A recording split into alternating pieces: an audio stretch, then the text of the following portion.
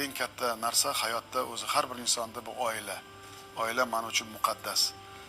Muqaddasligi shuki, avvalambor qayerda ishlashidan qat'iy nazar, kim bo'lishidan qat'iy nazar, agar oilada tarbiya, oilada muhit, oilada halollik, munosabat, tarbiyaga alohida e'tibor bermasang, hech qachon natija bo'lmaydi. Shuning uchun men farzandlarimning tarbiyasiga juda katta e'tibor berardim. Har bir farzandimga ham, nevaramga ham alohida o'zimning munosabatim bor.